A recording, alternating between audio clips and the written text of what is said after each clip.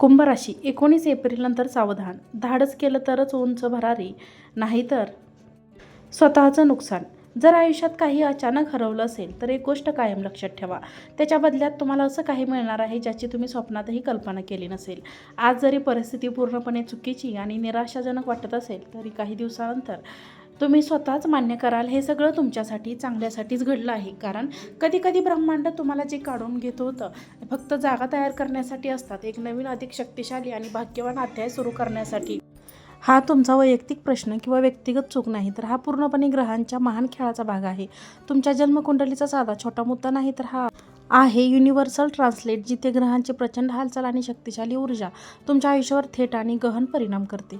तुमचे निर्णय, तुमची दिशा, तुमचे भावी परिणाम सगळे याच ग्रहांच्या नृत्यातून आकार घेतो. एप्रिल महिन्यामध्ये आरोग्य, प्रेम, वैवाहिक जीवन, करिअर, व्यवसाय, प्रेम, पैसा आणि भाग्य नेमकं काय घडणार आहे, कुठे धोका आहे, कुठे मोठी संधी दडली आहे, स्पष्ट, सविस्तर आणि खोलवर समजून घ्या. कारण हा महिना साधा नाही, हा पॉवरफुल रिस्की कॉम्बो आहे, जो एका बाजूला आयुष्य बदलू शकतो, दुसऱ्या बाजूला स्वतःचं नुकसानही करू शकतो. कुंभ राशी एप्रिल 2026 तुमच्यासाठी नेमकं काय घेऊन आलंय ते आता एकदम स्पष्ट समजून घ्या. एप्रिल महिन्यात सूर्य, शनी, मंगळ दुसऱ्या भावात आहेत, राहू, बुध पहिल्या भावात आहेत. राहू कुंभ राशीत असल्यामुळे त्याचा प्रभाव अधिक तीव्र आहे. शुक्र तिसऱ्या भावातून 19 किंवा 20 एप्रिलला आपल्या स्वराशीत वृषभ राशीत चौथ्या भावात प्रवेश करणार.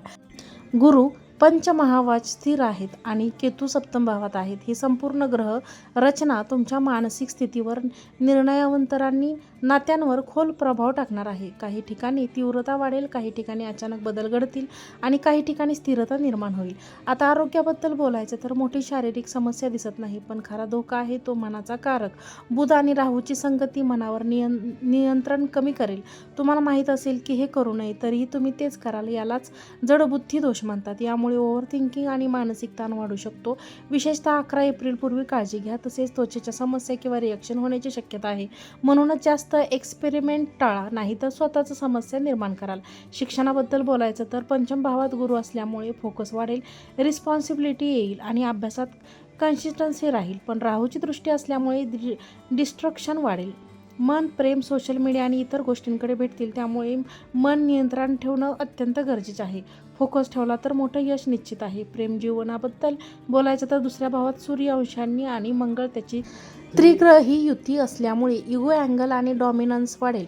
यामुळे मोठ्या गोष्टी मोठ्या वादात बदलतील. स्वतःच इश्यू तयार करणे, डाऊन घेणे आणि ओव्हर रिॲक्शन हा पॅटर्न दिसेल. विशेषतः 14 ते 15 एप्रिलपूर्वी काळजी घ्या, कारण या काळात एनर्जी अधिक तीव्र असेल. तुमची वाणी आणि तुमचा टोन तुमचा रिलेशनशिप बिघड होऊ शकतो. वैवाहिक जीवनात केतू सप्तम भावात असल्यामुळे थोडे डिससॅटिस्फॅक्शन येईल. लहान गोष्टींवर नाराजी होऊ शकते, पण पार्टनरला ग्रोथ आणि नवीन संधी मिळेल. प्लॅनिंग आणि ट्रॅव्हल्स योग दिसतील, त्यामुळे ओव्हरऑल वैवाहिक जीवन स्टेबल आणि मॅनेजेबल राहील. आता भाग्याबद्दल सर्वात मोठा टर्निंग पॉईंट म्हणजे 19-20 एप्रिल, जेव्हा शुक्र आपल्या स्वराशीत प्रवेश करतो आणि राजयोग तयार होतो. यामुळे अचानक संधी, आर्थिक फायदा, इन्व्हेस्टमेंटमधील यश आणि मोठे निर्णय यशस्वी होऊ शकतात.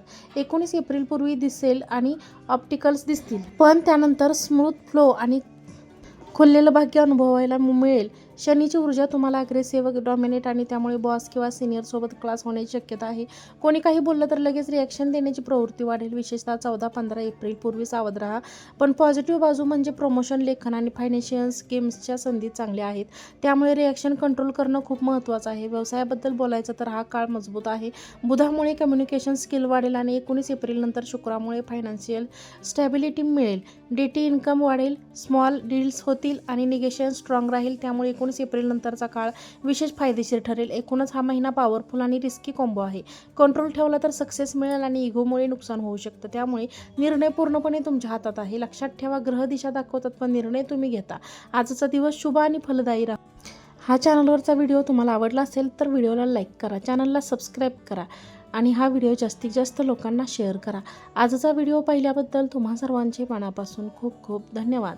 श्री स्वामी समर्थ. जय जय स्वामी समर्थ.